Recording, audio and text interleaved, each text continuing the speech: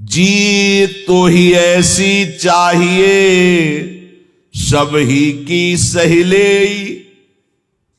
घट घट में प्रभु रमि रहो उत्तर का को देहि।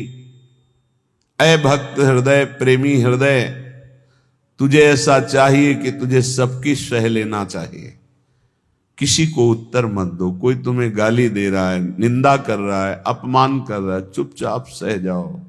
क्यों? घट घट में मेरा प्रभु रमा हुआ है, वही मुझे पुष्ट करने के लिए ये अपमान, ये निरादर, ये निंदा आदि की लीलाएं कर रहा है। शांत भाव से सह जाओ, आप महान बन जाओगे।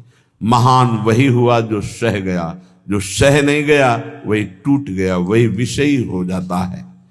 जीत तो ही ऐसी चाहिए सब ही की सहिले, घट घट में प्रभु रमि रहो उत्तर का को दे। कितना सहूं,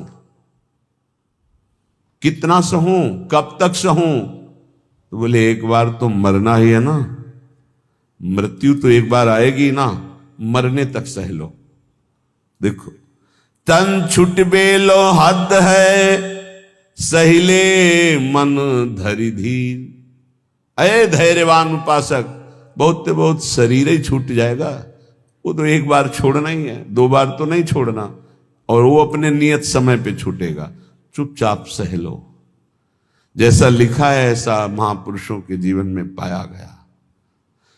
तन छुट बेलो हद है सहिले मन धरि धीर, क्यों इतनी ममता करे कोटिन छाड़े शरीर।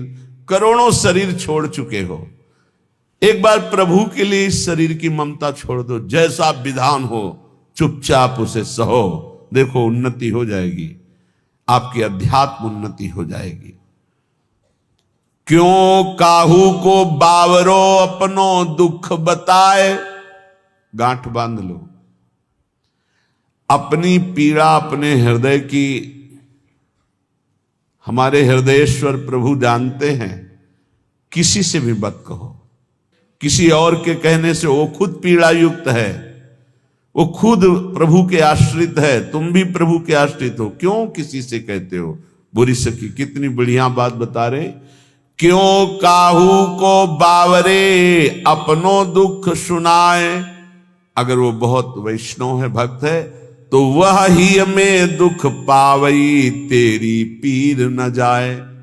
तेरी पीड़ा तो नहीं मिट जाएगी ना, वो और दुखी हो जाएगा। अगर भक्त नहीं तो उपहास करेगा। रही मन मन की मन व्यथा, रखिए मन में गोए। इस सुनिठ लई हैं लोग सब, बांट न ली है कोई। इसलिए अंदर की बात अंदर ही रख के केवल प्रभु, केवल प्रभु।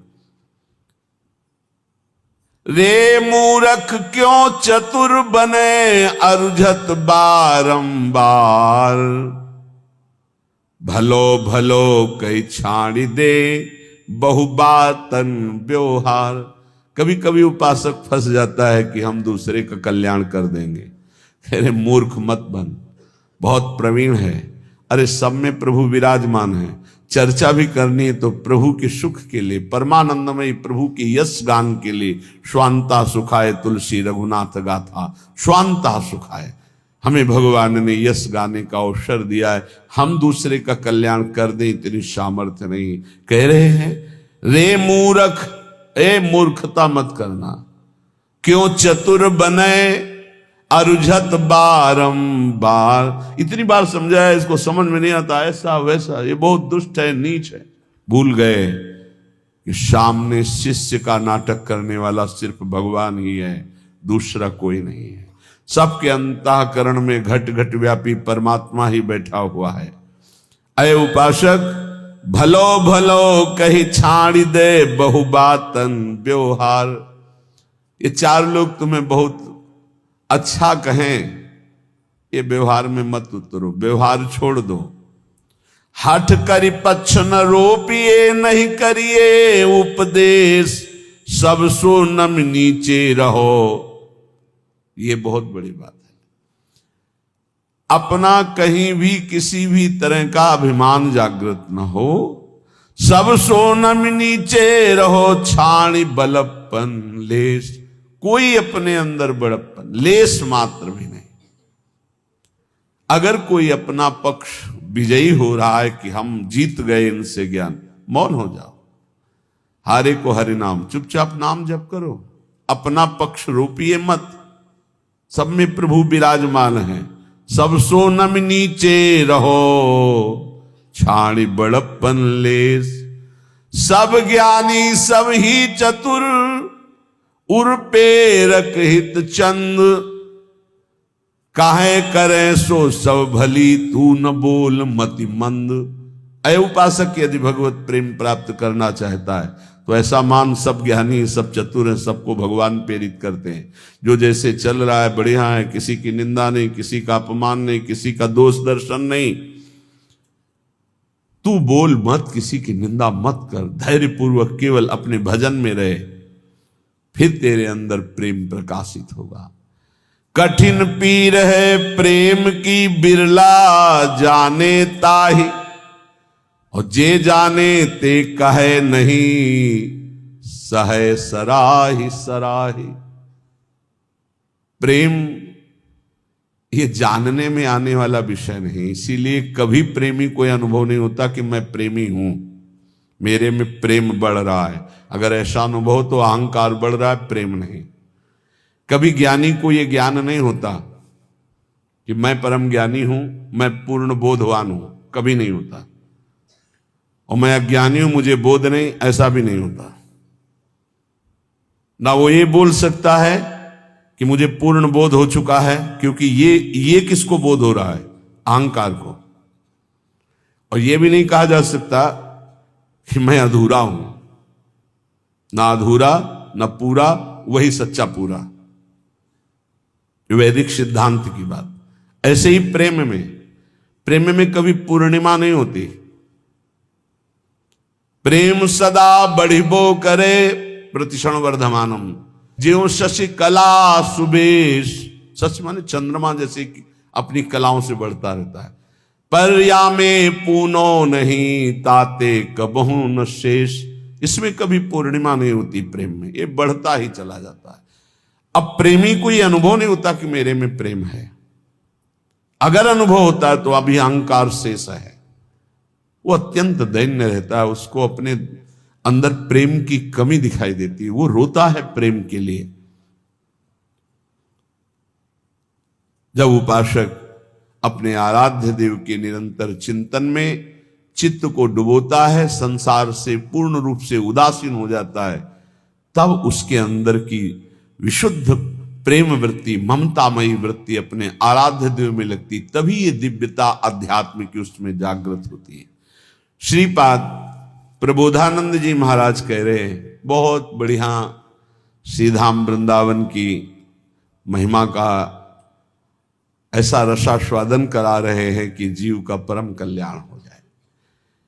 दविष्ठे यस्तिष्ठे दति कृति निष्ठा कुविषये, सकृद वृंदाटव्यास तृणकमपि वंदेत सुकृति।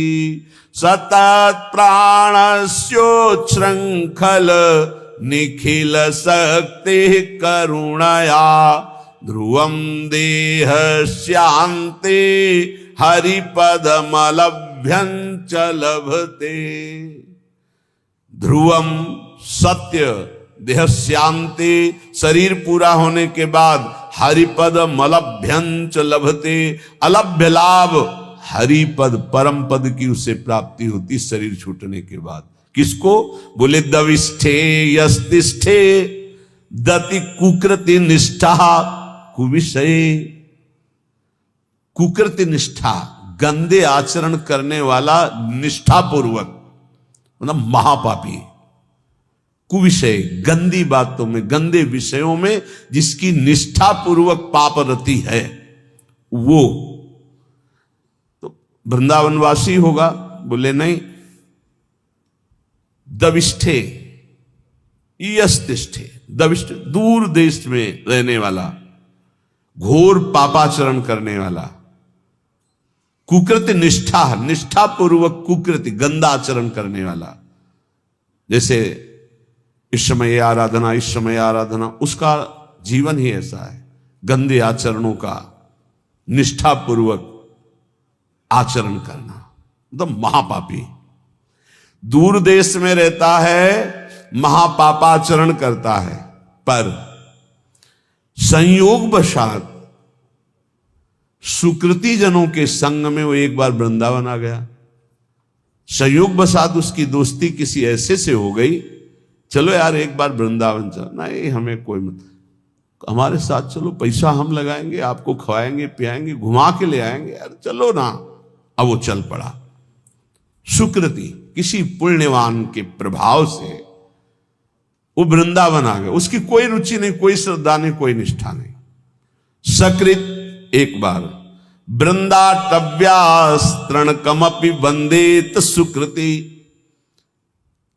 अब उसने चलो बिहारी जी के दर्शन कर आवे, अब उसके साथ गया। जैसे यहां कई ऐसे दर्शन में आते हैं सुबह कि वो स्वयं नहीं आए, उनकी कोई श्रद्धा नहीं, उनको लाया गया है। जैसे किसी श्रद्धालु गृहस्थ की गाड़ी का वो ड्राइवर है, या कोई ऐसे घर का कोई सदस्य है, सब चल रहे हैं तू भी चल, तो उसकी चेष्टा दिखाई देती है कि ये श्रद्धा से नहीं आया, इसे जबरदस्ती लाया गया है। वो खड़ा है, ऐसे देख रहा है, दृष्टि गई, उसकी ये मुद्रा और उसके देखने का तरीका बता रहा है कि वो श्रद्धा से संत दर्शन के लिए नहीं आया। क्योंकि हजारों हृदयों में जो उल्लास दिखाई देता है, राधा राधा नाच रहे, रो रहे, उत्साहित हो रहे, उसमें कोई फर्क नहीं। लेकिन उसका पुण्य उदय हो गया। पुण्य पुंज बिन मिले ही ना संता। क्या पुण्य उदय हुआ कि उसकी नौकरी लग गई ऐसे परिवार में जो भक्त है, वो ड्राइवर है, या उसका जन्म हुआ ऐसे परिवार में जो भक्त है पर वो बिल्कुल अभक्त है, उसको कोई न संत में श्रद्धा है न भगवान में श्रद्धा है, पर उसके कल्याण का योग बन गया। श्री धाम वृंदावन आया, और यहां तो कह रहे वृंदाटव्यास तृण कमपि, एक तृण तिनका, उसमें भी उसकी नमन क्रिया हो गई, प्रणाम कर लिया। तो उसने प्रणाम नहीं किया। कईयों को देखा कि जब दृष्टि में दृष्टि मिला के तुमको अपने आप ऐसे वो यंत्रवत ऐसे होना पड़ेगा तुम्हें, और जिनकी उपेक्षा कर दी गई, मंगल ही होगा तुम्हारा। आए हो किसी भी भाव से खड़े हो, तुम्हारा मंगल ही होगा। अब यहां से अमोघस्य, अब उनके जीवन का उत्थान शुरू हो गया। एक तृण की वंदना कर दे, एक तृण की वंदना, वृंदावन के एक तिनके को प्रणाम कर ले। इसलिए उद्धव जी ने कहा मुझे तृण बना दो, गुल्म लता औषधि बना दो। सकृत वृंदाटव्यास तृणकमपि वंदेत सुकृति। एक बार वृंदावन आ गया, एक बार ऐसे ही प्रणाम कर लिया किसी लता को, संत को, बिहारी जी के दर्शन कर ऐसे ही कर लिया, ऐसे। वो बड़े कृपालु है, कृपा समुद्र है। तुम खड़े तो हो ना, इतना ही काफी है। तुम क्या देखने के लिए खड़े हो ये हम नहीं देख रहे। तुम खड़े हो, आकर खड़े हो, दरबार में आ गए श्री जी के, और किसी भी भाव से आए तो तुम्हारे भाव का प्रभाव नहीं। यहां सत्तारणीकृत स्वभाव उनके स्वभाव का, तुम्हारे भाव का नहीं। वृंदावन ही प्रभाव सुन अपनो ही गुण देत, अपना प्रभाव करेगा वृंदावन। ये अगर इस श्लोक सुनने को मिल जाए तो हमारी प्रार्थना है, जहां जहां तक कान में शब्द जाए। यहां जो बैठे हैं उनके तो भाग्य की क्या सराहना, लेकिन जिन्होंने कभी वृंदावन दर्शन नहीं किया, एक बार जरूर आ जाना, एक बार जरूर दर्शन कर जाना प्रभु के। इस धाम में एक बार जरूर घूम जाना, यहां की हवा लग जाए तो तुम्हारी संसार की हवा जितनी है वो तुम्हारी दुर्गति नहीं कर पाएगी। ये श्लोक मतलब अहोभाग्य जो महापुरुषों ने धाम की ऐसी महिमा को देखा और वर्णन किया। कह रहे दविष्ठे बाहर दूर देश में रहता है, यस्तिष्ठे दति कुकृत निष्ठा कुविषये, गंदे आचरणों की निष्ठा पूर्वक पापाचरण करता है। और सकृत एक बार किसी सुकृति जन के संग वृंदावन आ गया और वंदे तृणकमपि, एक तृण की, लता की, बिहारी जू की, संत की, ब्रज किसी की भी वंदना कर दी, प्रणाम कर दिया, तो बोले सतत प्राणस्योच्छृंखल निखिल सकते करुणया ध्रुवम देहस्यांते हरिपदमलभ्यंच लभते। जिनका वृंदावन है वो बहुत करुणामयी है और अखिल शक्ति संपन्न भगवान उनके चरणों में झुके हुए हैं। हमारी लाडली जू बोले वो अपनी कृपा करती हैं इस धाम में आने वाले के ऊपर। तो तत्प्राणस्योच्छृंखल, जिस समय उसके प्राण निकलेंगे तो ध्रुवम, ध्रुव माने परम सत्य, देहस्यांते, देह छूटने के बाद हरिपद मलभ्यंच लभते, वो हरिपद को प्राप्त हो जाएगा, फिर आप वृंदावन वासी हो। तभी हम कई बार कहा है कि अगर 100-200 बार मोक्ष मुक्ति होती तो आराम से हो जाती, अपने पास इतनी रकम है नहीं। राधाना एक हरिपद कमल अभ्यंच लभते, अलभ्य लाभ उसे हरिपद की प्राप्ति हो जाएगी। घोर पापी यदि एक बार वृंदावन आ जाए, और हमें इस बात पर विश्वास करना चाहिए कि भगवान का नाम, भगवान के रूप, भगवान की लीला, भगवान का धाम ये बड़े महिमामय है। अजामिल जीवन भर पाप किया, अपने बेटे के बहाने उच्चारण किया नारायण, तो परम पद मिल गया ना। ये तो धाम है, यहाँ की रज एक बार लग गई, एक बार प्रणाम कर लिया और फिर वो चला गया। तो निष्ठा पूर्वक पाप करने वाला जब शरीर छोड़ेगा तो सातत प्राणस्यो श्रृंखल निखिल सकते, निखिल शक्तियों के स्वामी भगवान श्री हरि, जिनके अधीन है, जाके अधीन सदा ही सांवरो, वो करुणया, वो करुणा की मूर्ति लाडली जू कि एक बार वृंदा सखी ने देखा कि धाम की सीमा में प्रवेश हुआ, मेरी लाडली जू का एक कृपा पात्र हो गया। तो अब वो कहीं भी जाके जब शरीर छूटेगा तत्प्राणस्य श्रृंखल, तो करुणया, श्री जी की करुणा से उसका शरीर जब अंत में होगा तो हरिपद मलभ्यंच लभते, अलभ्य लाभ, उसे भगवत प्राप्ति हो जाएगी। कई बार कहा है आप लोगों से कि निश्चिंत रहो, आपका पास बन गया है, आपका पास बन चुका है। क्यों? बोले हमारे माई श्यामा जी को राजी, हमारा पास है, हम वृंदावन, प्राण वृंदावन सर। एक बार प्रणाम की बात कही, हमारा तो जीवन वृंदावन है। कुबेराणाम कोटिर हसति धन संपत्ति भी रहो। वृंदावन जब कृपा करके संपत्ति देता है तो कुबेर का उपहास करने वाली संपत्ति होती है वृंदावन वासी के पास। कुबेर के पास पांच भौतिक माइक संपत्ति है, लेकिन वृंदावन वासी को प्रिया प्रीतम की प्राप्ति होती, दंपति संपत्ति पाइए। बोले कुबेराणाम कोटिर हसति धन संपत्ति भी रहो। कुबेर एक नहीं, करोड़ करोड़ कुबेर ऐसे भी उपहास के योग्य हो जाते जो वृंदावन वासी को संपत्ति मिलती है। जैसे आप अपने मकान को अपना मानते हैं, संपत्ति को अपना मानते हैं, ऐसे पूरे निकुंज को सहचरी अपना मानती है। उसके प्रिया प्रीतम, उसका संपूर्ण निकुंज, संपूर्ण वैभव उसी का। ऐसा अनुभव नहीं होता कि इनके भी प्रिया प्रीतम है। अब वो अंतर की बात शायद पकड़ पाओ कि ना पकड़ पाओ। एक ही मन है निकुंज में, दूसरा नहीं है, एक ही मन है।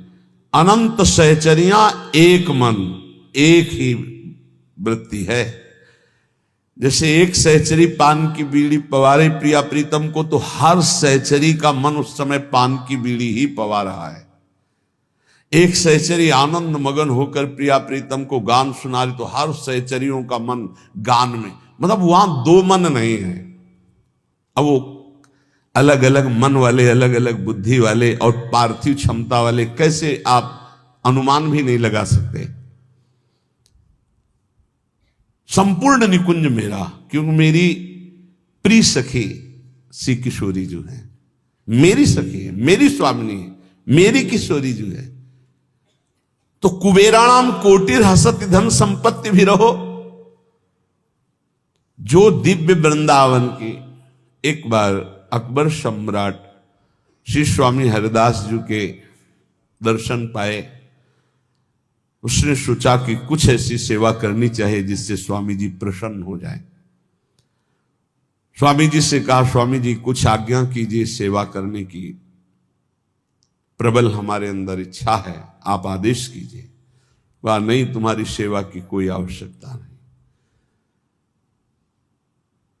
स्वामी जी प्रार्थना है, कोई सेवा तो बता दी। तुमका तुम सेवा करने लायक ही नहीं हो। तो उसने कहा, ऐसा क्यों? बोले, तुम्हारे पास संपत्ति ही नहीं कि सेवा कर सको। तो तानसेन की तरफ देखा कि बता दो कि सम्राट हैं, बादशाह हूं। स्वामी जी का मुझे पता है, लेकिन तुम्हारे पास संपत्ति नहीं है। उनका आप आदेश तक कीजिए। तो उनका लिवा जाओ, इनको केसी घाट की एक सीढ़ी टूटी हुई है, उसको बनवा दो। एक सीढ़ी? बोले, जाओ तो तुम। जब वहां गए तो दिव्य रत्नों से जटित यमुना की वो सीढ़ी लौट के आए, चरणों में गिरे, बोले नहीं है, हमारे खजाने में रत्न ही नहीं है जिस रत्न की दिव्य वृंदावन की झांकी करा दी।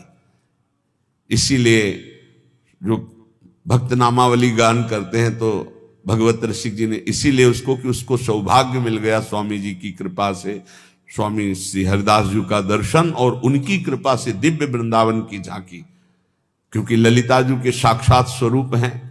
कांप गया और लौट के आया कि स्वामी जी परम सत्य बात है, मैं सीढ़ी का कोना भी नहीं बना सकता, क्योंकि जिन रत्नों से सीढ़ी बनी हुई है वो रत्न ही नहीं हमारे पास। तो क्या कह रहे, कुबेराणाम कोटिर हसति धन संपत्ति भी रहो। जो वृंदावन वासी श्यामा श्याम के उपासी को वैभव मिलता है, करोड़ों कुबेरों का उपहास करने वाला वैभव होता है। अर्थात करोड़ों कुबेर भी उसकी समानता नहीं कर सकते।